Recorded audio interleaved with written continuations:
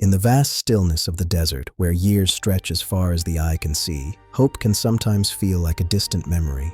For Sarah, life had been a long journey of waiting. A promise had been whispered, but time seemed to have forgotten her name. Her husband, Abraham, held on to a faith as boundless as the stars, believing in a future that seemed impossible to grasp. Then came the day the visitors arrived, strangers in the heat of the day bearing a message that would shake the foundations of their world. Sarah listened from the shadows. When she heard the words that she, in her old age, would bear a son, she couldn't help but laugh.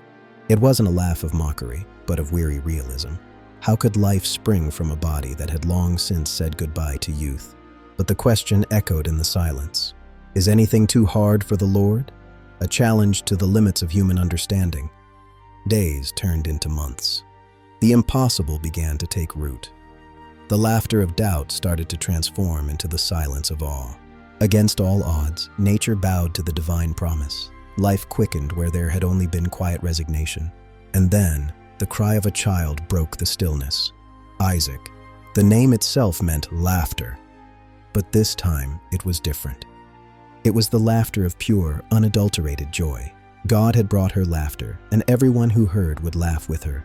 Sarah realized that her timing was not the final word. The delay wasn't a denial, but a preparation for a greater miracle. Her story became a testament through the ages, a reminder that even in the winter of our lives, spring can still arrive.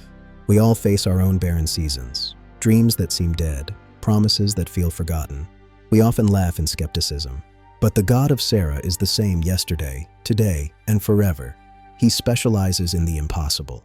Waiting is never wasted. It is the soil in which the deepest roots of trust are grown. Just as he kept his word to Sarah, he holds your life in his hands. His promises are true, even when they seem delayed. So when you feel too old, too far gone, or too broken, remember the tent in the desert. Remember the laughter. Allow your skepticism to be transformed into wonder. Let your doubt be replaced by a song of praise. For when hope laughs again, it is the sweetest sound in the world. It is the sound of life conquering death. Walk in faith, trust in the timing, and prepare your heart for joy. Because with God, the end of your strength is often just the beginning of His.